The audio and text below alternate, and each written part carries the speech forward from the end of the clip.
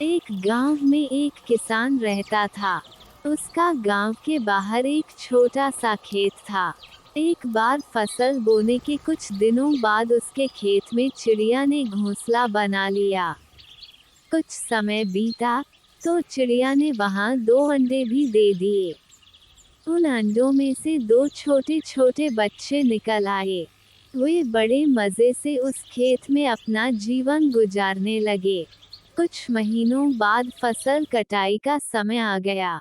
गांव के सभी किसान अपने खेतों की फसल की कटाई में लग गए।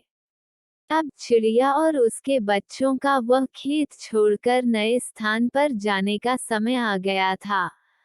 एक दिन खेत में चिड़िया के बच्चों ने किसान को यह कहते सुना कि कल मैं फसल कटाई के लिए अपने पड़ोसी से पूछूंगा और उसे खेत में भेजूंगा।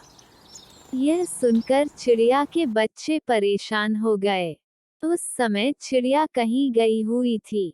जब वह वापस लौटी तो बच्चों ने उसे किसान की बात बताते हुए कहा, माँ, आज हमारा यहाँ अंतिम दिन है। रात में हमें दूसरे स्थान के लिए यहाँ से निकला होगा। चिड़िया ने उत्तर दिया, इतनी जल्दी नहीं बच्चों।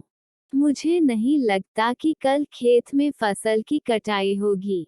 चिड़िया की कही बात सही साबित हुई। दूसरे दिन किसान का पड़ोसी खेत में नहीं आया और फसल की कटाई न हो सकी।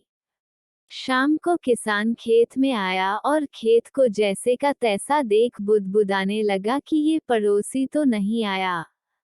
ऐसा करता हूँ, कल अपने किसी रिश्तेदार को भेज देता हूँ। चिड़िया के बच्चों ने फिर से किसान की बात सुन ली और परेशान हो गए। जब चिड़िया को उन्होंने ये बात बताई तो वह बोली, तुम लोग चिंता मत करो। आज रात हमें जाने की जरूरत नहीं है। मुझे नहीं लगता कि किसान का रिश्तेदार आएगा। ठीक ऐसा ही हुआ और किसान का रिश्तेदार